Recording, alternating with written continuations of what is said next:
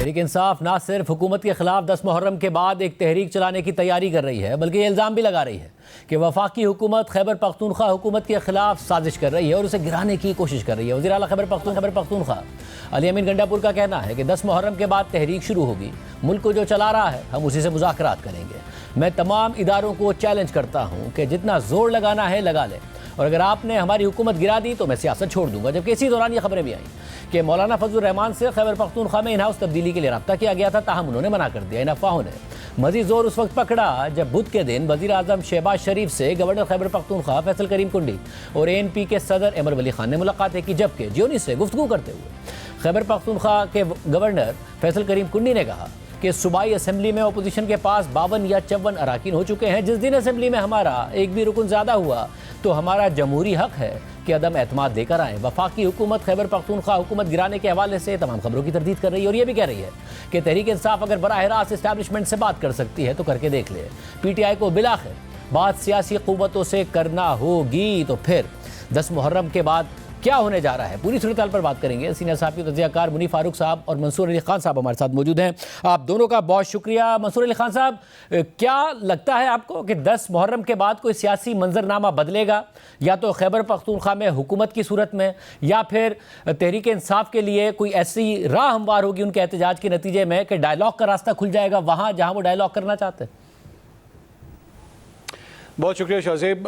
देखिए, सबसे पहले बात तो अगर हुकूमत की तब्दीली की हम करें खैबर पख्तूनख्वा के हवाले से, मुझे ये लगता है कि विफाक इस वक्त जो है, या विफाकी हुकूमत कम अज़ कम जो है वो नंबर गेम्स के हवाले से चूँकि अभी तक अनश्योर है, तो इसलिए वो अपने कार्ड्स अभी दिखा नहीं रही।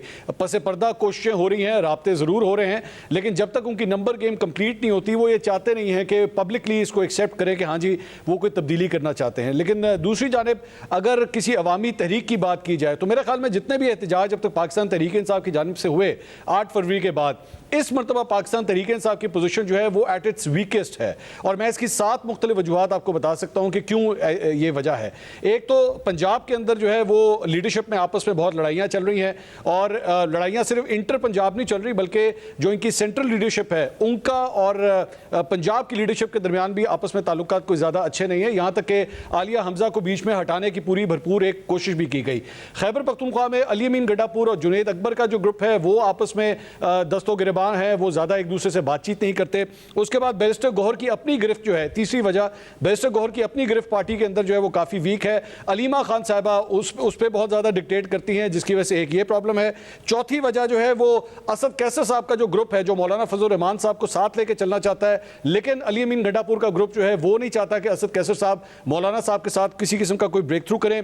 पांचवी वजह जो है उनकी सोशल मीडिया टीम, जो कि इस वक्त अपनी पार्टी की लीडरशिप के बिल्कुल कोई कहना नहीं मानती, वो अपने रास्ते पे चलती है।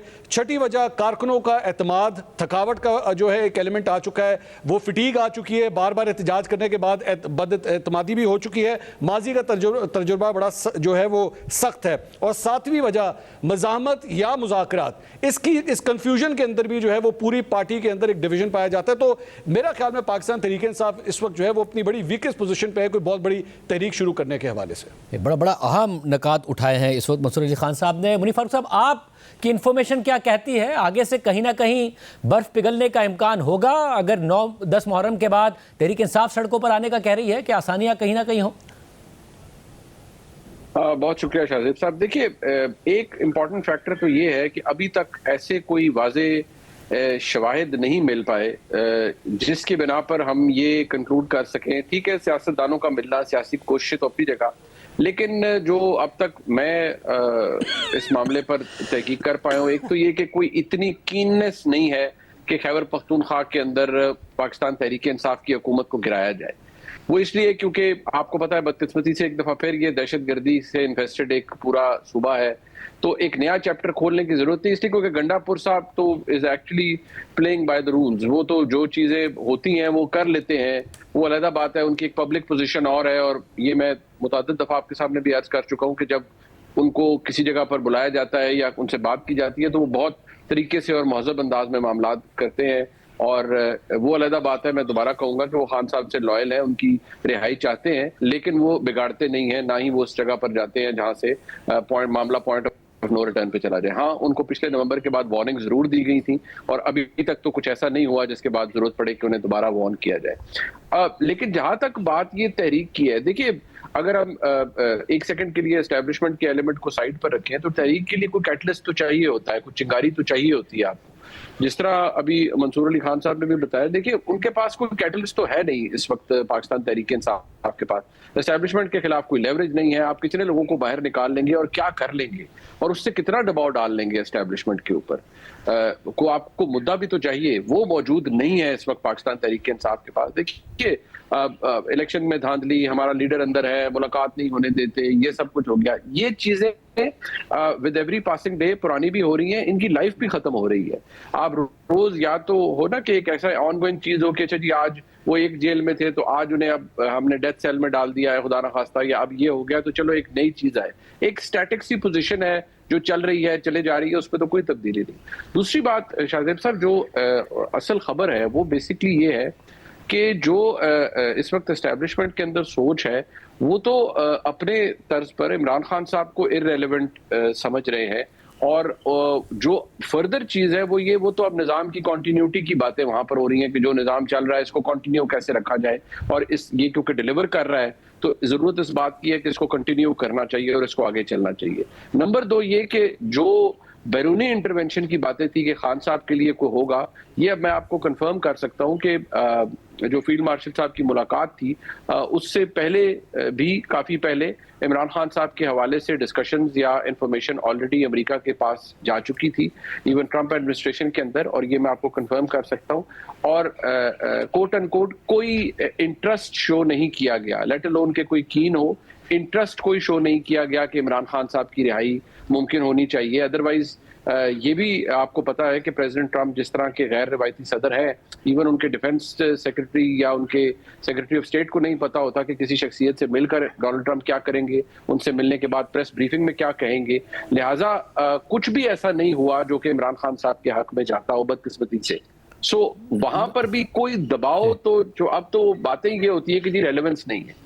और मंसूर खान साहब, हमने हिस्टोरिकली देखा है इवन डिक्टेटरशिप्स में भी कि जब सख्तियां हों तो चौथे साल में जाके कहीं ना कहीं कमज़ोरियां नज़र आना शुरू हो जाती हैं। फिर जो पार्टी होती है जिसके ऊपर सख्तियां हो रही होती हैं उनके रिहा होने का सिलसिला शुरू होना, रिहा होने से या नज़रबंदी का सिलसिला शुरू हो जाता है जेलों से।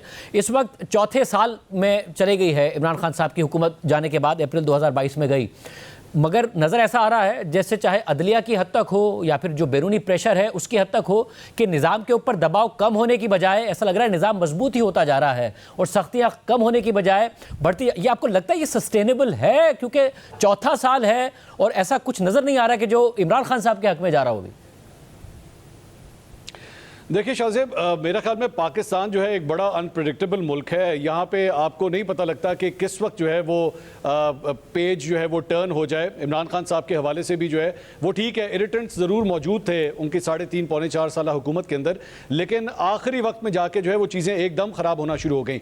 लेकिन हाँ, ये हकीकत है कि इस वक्त कम अज़ कम कोई ऐसी चीज़, कोई ऐसा इरिटेंट मौजूदा सेटअप पे फ़िलहाल नज़र नहीं आ रहा जो उनको प्रॉब्लम क्रिएट करे। दूसरी बात ये कि पाकिस्तान और भारत के दरमियान जो जंग हुई और पाकिस्तान जिस तरह उसमें से फातेह निकला, तो इस हुकूमत को जो है ना एक बूस्टर मिल गया है। वो बूस्टर जो शायद इस जंग से पहले नहीं था। लोगों ने भी अब कहना शुरू किया कि नहीं, वाकई पाकिस्तान की अफवाज और ये जो सेटअप है इसने बड़ा कमाल किया है, भारत के खिलाफ इतनी बड़ी जंग जीती है। और उसके बाद बैन अल-अक़वामी तौर पर भी ये एक्सपेक्ट किया जा रहा था, पाकिस्तान तहरीक इंसाफ बहुत ज़्यादा रिलाई कर रही थी इस बात के ऊपर कि डोनाल्ड ट्रंप की हुकूमत जब आएगी तो अमेरिका का प्रेशर आना शुरू होगा। वो लोग पिछले 5-6 साल को मॉनिटर कर रहे थे कि एक वक्त था कि जो बाइडन जो है वो मुल्क के वज़ीर आज़म से फ़ोन पर बात नहीं करता था, और यहाँ पे एक ही महीने में मार्को रूबियो के पता नहीं कितने फ़ोन कॉल अब तक वज़ीर आज़म को आ चुके हैं। ट्रंप इंतजामिया पूरी तरह कोऑपरेट कर रही है पाकिस्तान की हुकूमत के साथ। तो ये वो रिजल्ट नहीं है जो पाकिस्तान तहरीक इंसाफ एक्सपेक्ट कर रही थी। तो अभी तक चाहे बैन अल-अक़वामी अमूर के हवाले से देखें, अदालती अमूर के हवाले से देखें, सियासी मामलात के हवाले से देखें, मुआशी एंगल्स के ऊपर देखें, IMF के लोन्स की अगर हम बात करें वो भी पास हो रहे हैं, तो ऐसा कोई इरिटेंट फिलहाल नहीं है। लेकिन दोबारा जिस तरह मैंने शुरू में बात की कि पाकिस्तान एक बहुत अनप्रेडिक्टेबल मुल्क है, कौन सी चीज़ किस वक्त चिंगारी बन के एक बड़ी आग बन जाए ये पहले से प्रेडिक्ट करना बहुत मुश्किल काम है। मगर मंसूर, बाजी में ये भी हुआ कि जब आपका जो मुखालिफ है वो ख़तरा कम लगने लगे और आपको लगे कि आप इतने अब सेफ हो गए हैं कि बैरूनी दबाव भी नहीं है, इकोनॉमिक के पॉइंट ऑफ व्यू से भी एक स्टेबिलिटी नज़र आती है, तो ऑपोजिशन के लिए फिर उस वक्त भी आसानियां शुरू होती हैं। आपको उस तरफ कोई ऐसा मूड नहीं लग रहा कि जी ठीक है, मुस्तहकम हो गए, विद इन इंस्टीट्यूशन भी पॉपुलर हो गए पाक भारत जंग के बाद, या जो बैरूनी इंस्टीट्यूशन के अलावा भी तनकीद हो रही थी वो भी ख़त्म हो गई, तो कुछ रिलैक्सेशन नज़र आती है, वो मूड नहीं लग रहा?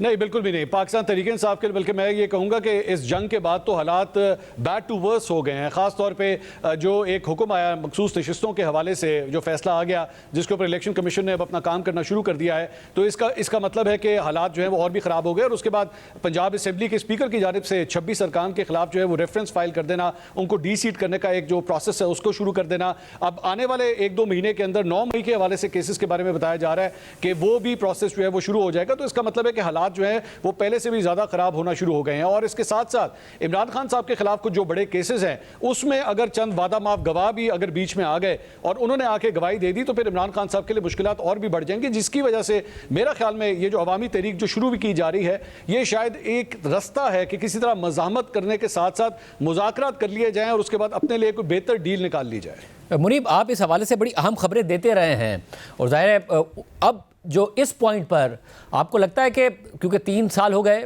फिर इमरान खान साहब को कैद में एक लंबा अरसा हो गया, कि कोई नरमी हो सकती है या मज़ीद सख्तियां ही आने जा रही हैं?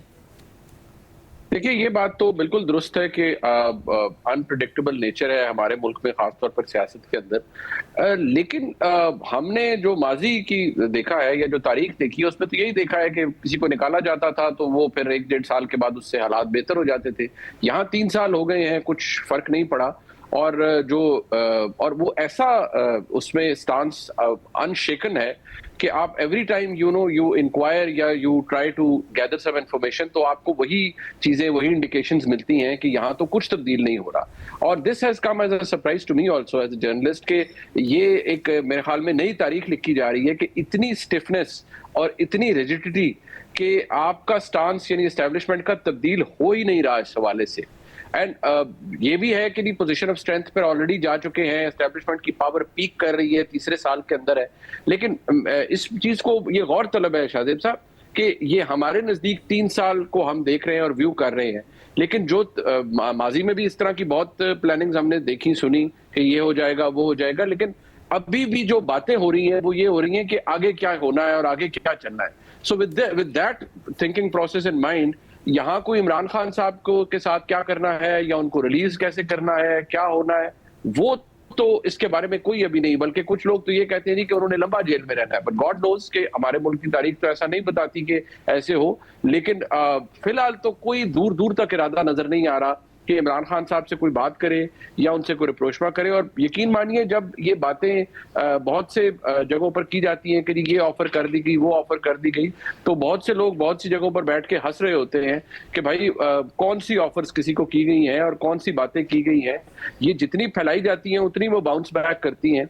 और अगर आप तज्जियाती तौर पर भी, मैंने ये ट्वीट किया कि भाई आप देखिए, तज्जियाती तौर पर भी कौन चाहेगा कि इमरान खान साहब मुल्क से बाहर चले जाए, क्योंकि द मोमेंट इमरान खान साहब goes out of the country, वो को 10-12 इंटरव्यूज देंगे और रोज बैठकर इस निजाम को और एस्टेब्लिशमेंट को लताड़ेंगे, तो कौन चाहेगा वो मुल्क से बाहर जाए।